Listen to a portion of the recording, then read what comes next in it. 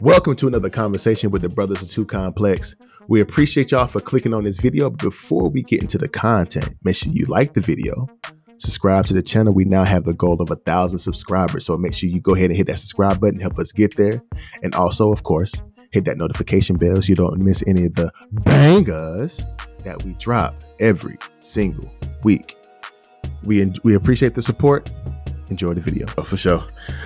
But moving on to the next topic, man, something that has been a long time coming finally happened this week, D-Lo, or a week ago, right?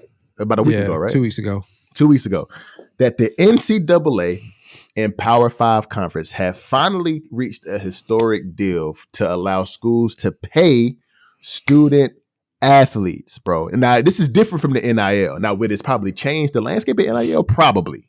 But this is different from the NIL. How, D-Lo, how would this change the landscape of college sports, bro? I think it drastically changes the landscape of college sports. I do too. Because now it's a full-blown business. If we're being honest, it's a full-blown business now. To me, you have to ask yourself or ask what changes within the aspects of college sports and what's in jeopardy now. And so for me, the questions are, will the players be given more grace for their GPA? I think they will. I think they'll try. The NCAA college Power 5 colleges will try to keep that GPA mandatory, but eventually you paying these players for football or basketball, you're going to be a little bit more lenient eventually on what they have to maintain, the 2.0 for the GPA.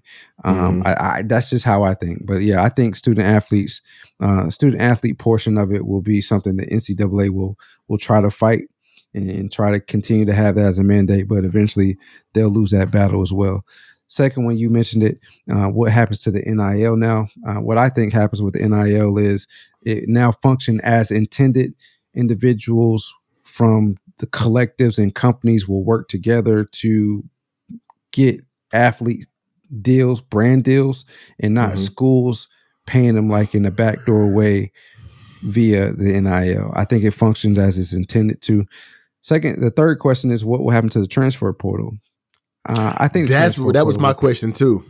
Yeah, I think the transfer portal will continue to exist, especially for smaller kids that are at smaller schools or outside of the Power 5, because this particular rule is for the Power 5 schools. Smaller schools have the ability or have the option to pay their kids if they want to or not, but I think more of them will not pay them than will. Just my opinion. I could be wrong on that because they don't have the money that the Power 5 schools have. For sure. Within the Power 5, as we've been seeing, it's still a discrepancy between those that have the money and those that don't. Which is why Clemson and Florida State are trying to leave the ACC, because they're at the bottom tier when it comes to what they get paid, what the colleges get paid from the conferences. That just happened recently too, because Clemson was on top of the world. Florida State too, they was on top of the world of the ACC for a good little minute, for a smooth run. It was on top of the world, especially Clemson.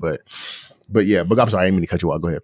No, you're good. But I mean, I think as of right now, they can't leave because the contract that they signed, but they're still battling to see what happens with that. But that's going to be something that comes out, I'm sure, in the near future too, is what happens to all of these conferences now that schools can pay players in the Power 5. Do everybody go back and renegotiate contracts? Do they come together collectively and say, okay, let's all have, I don't know. I mean, right now this is a advantage for SEC Big Ten schools because they make the most money, or will be making the most money per school based off their television revenue contracts. But the big question though for me is, how will the players get paid? Will it be equal across the board, or will it be tiered based off of value and performance like the other professionals? Like corporate structure? Like the NFL, like the NBA. Will you have, because right now the pot is 22%. Okay, Mm-hmm. so they can. Well, I They can. thought that 22% was because you're talking about a revenue share.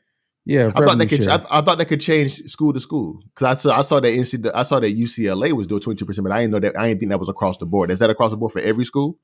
Every school right now can give out. It can put 22% of their revenue made for the year to the players.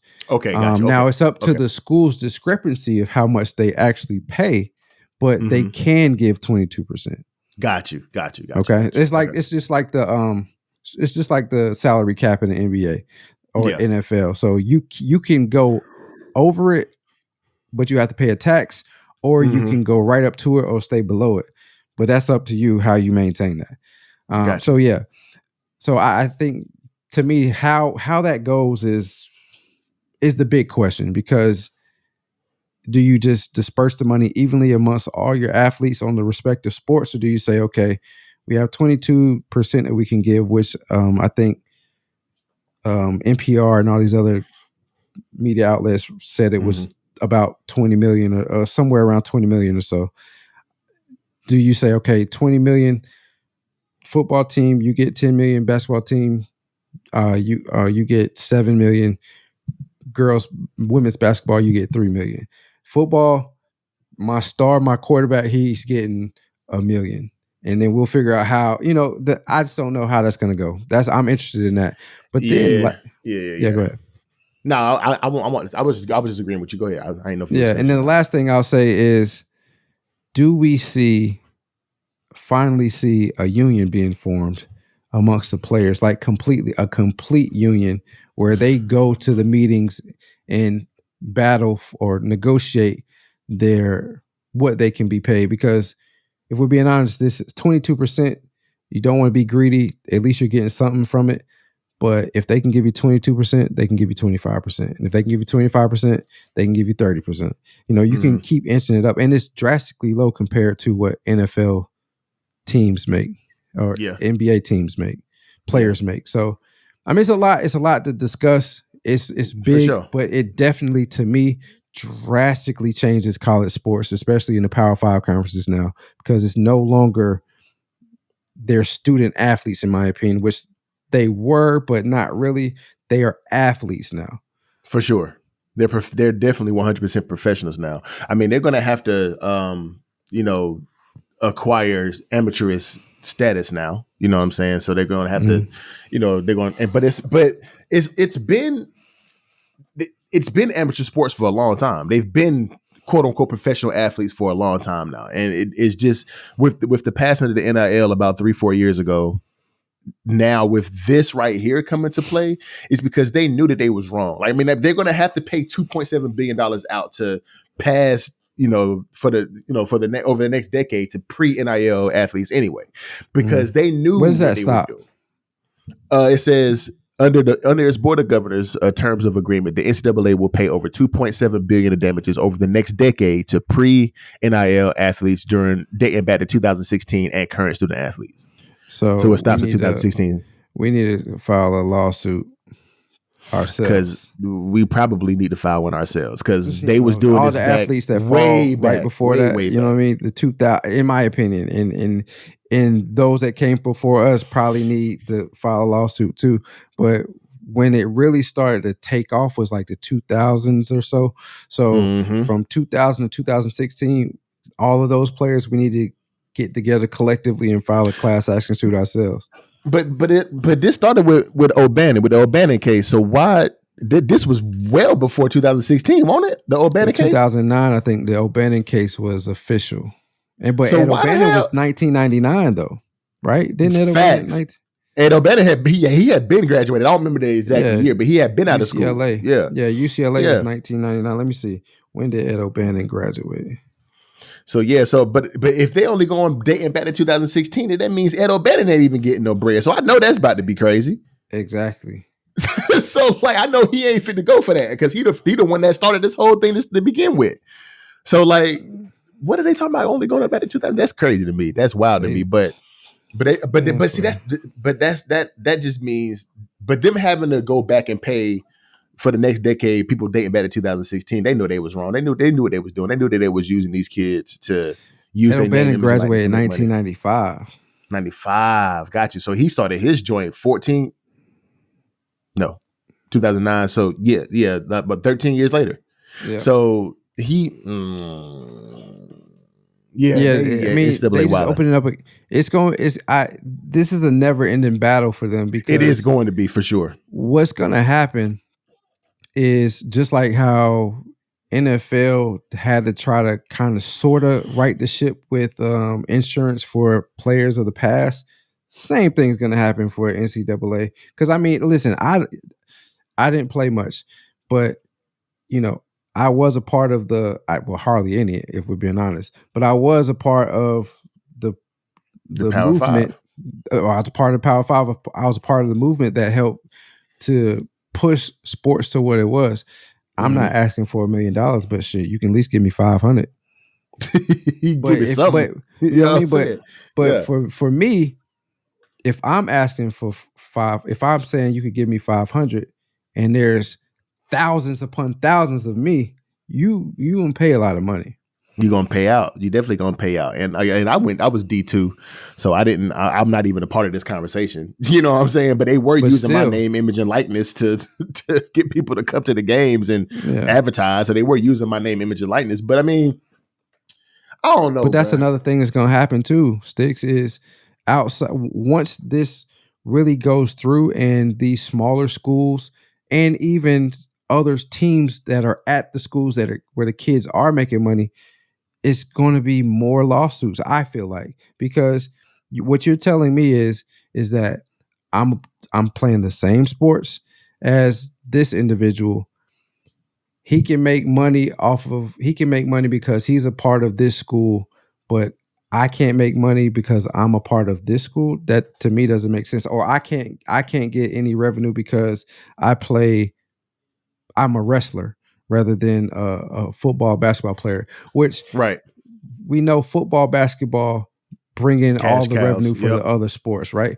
But Title IX says that you have to everything has to be equal amongst men and women, so on and so forth. So as it's written right now, because women's basketball is technically revenue producing, men's basketball is revenue producing, football is revenue producing, those are the only individuals that will be getting paid.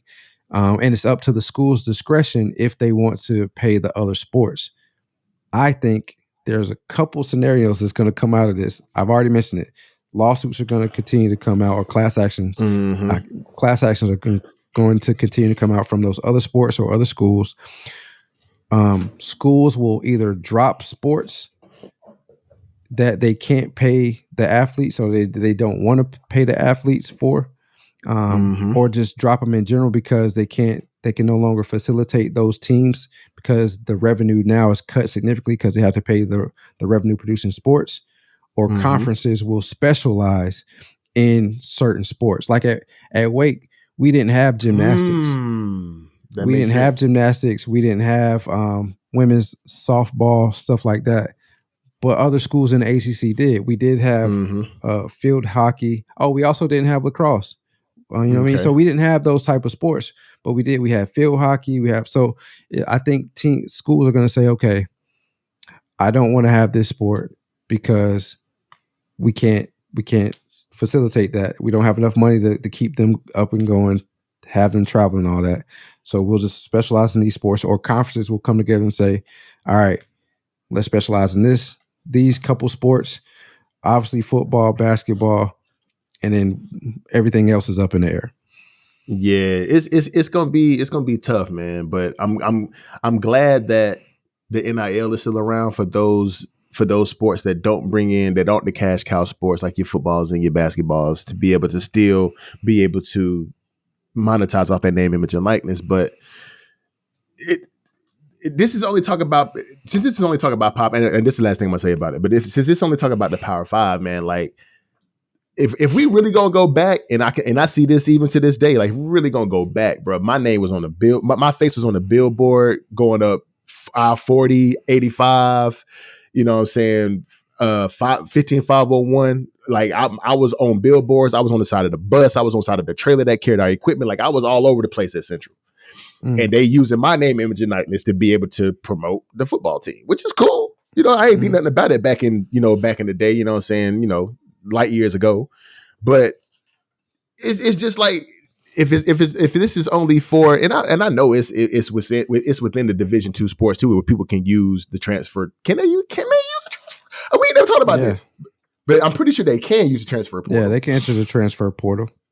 Yeah, so that's what I'm saying. But the NIL deals in Division II sports ain't gonna be nowhere near as lucrative as the ones in the Power Fives, and of course the advertising budget, because Essential is all over TV now with football and basketball, and they got a game on ESPN coming up. You know what I'm saying, this year, so they got a televised game. They have a televised game usually every year now that I say they done went D1, but it's one of those things where it's like I want them to figure something out going back way further. Like, they need to take the Ed O'Bannon case a lot more serious, because they need to go back way further. Because I want my $500 too. Like, I want my $500 too. But that's neither here. Because in NCAA 2014, Central was in the game. I was in the game. Like, what do you mean? But anyway, did you get paid for that? Hell no, because they won't use it. They won't use their likeness for that. Nah, there was a class action lawsuit that every person that was in the game from a certain point to a certain point, I ain't getting no bread. I got $200 for it. I ain't getting. If I got money, I had no idea. Yeah, I know some other players, and I know some of my other teammates got like more than that, like $700, almost $1,000. I want to say. I don't think I got nothing out of that. Oh, okay. Well, yeah. So I mean, NCAA, the actual EA Sports, actually paid out for that. But I don't know anything else. But yeah.